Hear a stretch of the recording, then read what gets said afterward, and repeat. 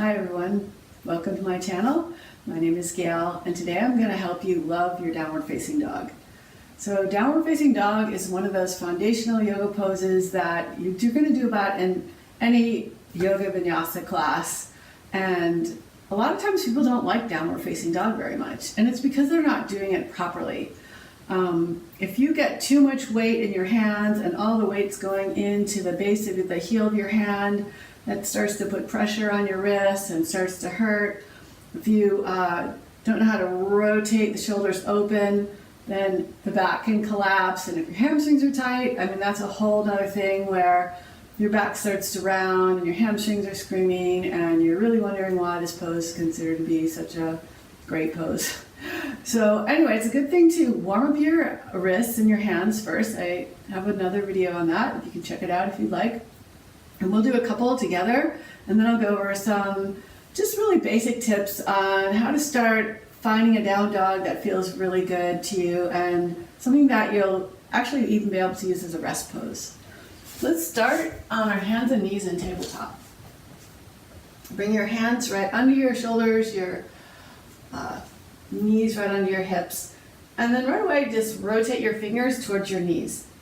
Now if you can't rotate them all the way, your fingers can be out to the side, and we're just going to rock to stretch out the inner wrists for a second. You can let the heel of the hands come up, but what I want you to feel here is the weight going into the pads of the fingers. So instead of being in the heels of the hands, it's more forward in the hands.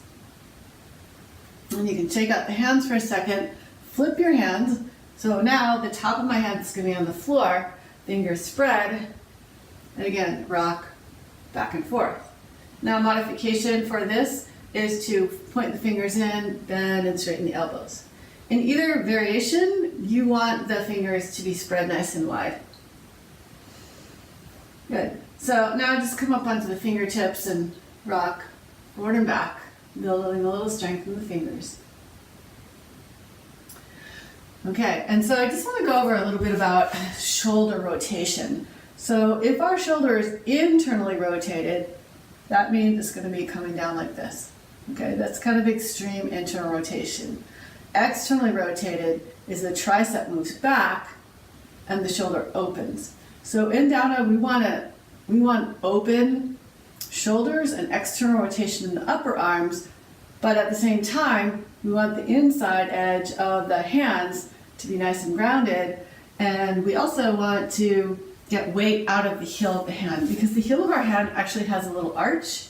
If you looked at your hand, you'd see a little dip in there, and when our hands are on the floor, if we want to preserve that arch, okay? So if we lean into the heel of the hand, it flattens the arch. It's kind of like having flat feet. It doesn't feel too good. But if we can get weight in the fingers by gripping with the fingers, then that little arch is like a little spring there that's nice and buoyant, and we'll keep weight over our wrists, keep our wrists nice and healthy. So coming back to tabletop, start to just lift up the heels of your hands. So you can feel what it's like to have more weight into the front of the hands. And then a really nice way of getting into down dog is to start from child's pose. So tuck your toes, stretch your hips back to your heels, stretch your hands forward. You want your hands at least shoulder distance apart. So hands close together, not going to be good. Hands too wide, also might not be optimal. So about shoulder width, and you don't want the fingers pointing in, so that kind of causes the shoulders to wing off the back. But you want instead, say, the index finger pointed forward, or in between the second and third fingers pointing forward. Not painting. And grip with the hands, like you're trying to grab the mat, or you're trying to like dig your hands into dirt so that your hands are really active, and you start to feel your arms like engage, the muscles engage. Again, put weight into the base of the index finger and the base of the thumb. So really plant that inner edge of the hand. That's that part that always goes soft. I see this all the time with people, is they roll to the outside of the hands instead of keeping the inside of the hand firmly planted. So firmly plant through the inside of the hand. Grip with your fingers. So don't just let the hand relax, grip. Hug your forearms in towards each other. So there's a little bit of an internal rotation on this lower arm from the elbow down. Then the upper arm, we want to rotate out a little bit to keep the shoulders nice and broad. So grip with the fingers, hug the arms in, rotate your triceps back, and then lift up through your belly and just lift your knees like an inch or two off the floor. So hold this just for a second, keep drawing the core in. And then I'm not going to come forward at all, I'm just going to lift my hips right up, maybe walk my feet back a little bit, and I'm going to keep my knees bent. So I can't tell you this enough times, or stress the importance of keeping the knees bent, because when people straighten their legs, they usually hyperextend the knees, and then the hamstrings are tight, and it causes the back to round and the shoulders to collapse. So think of knees bent, start with even knees bent a lot, and then focus on your back being nice and long. So that instead of the back rounding, it's long. You want to still feel weight on the inside edges of your hands. You want the hands to stay active and tone your belly by lifting your belly towards your spine. Then push into the floor and push your hands down the floor to drive your hips back, so that there's not a whole lot of weight. I mean, there's weight in your hands, but you could easily lift the heels of your hands up. You could even come up onto your fingertips. But my weight is back. I'm getting my weight back towards my heels. Okay, so keeping the inside edge of the hands firmly rooted, look back at your feet, and you should not be able to see your heels.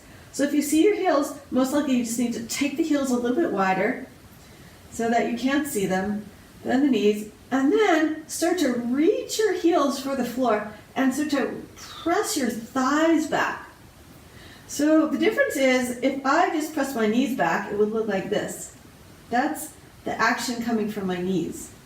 But if I was to work from the heels and the thighs, it would look like this. So the knees are always a little bit bent, and they're the last thing to kind of straighten out, but there's still no hyperextension. See, hyperextension is this. There's still a little spring in the knees. And keep the belly nice and lifted. So you don't want the belly to drop, you want it to lift. So think of drawing the front of the ribs towards each other. Press out through your hands. And you want to make sure that your stance is long enough. So if I come forward into plank, I can easily come into plank. Okay? I'm not like, if I was in a short down dog, I'd be kind of doing plank like this. It doesn't really work too well. So you want to have your stance long enough, and then lift and spread your toes to activate the legs. Release the toes down, bend the knees a little bit, arch the low back, press down through the hands, stretch long, long, long, long, long. And then you could just play around here. You could bend both knees at the same time. You could bend one knee at a time. You can twist your hips a little bit. And then I'll come back down. And that's how to love your down dog. Namaste.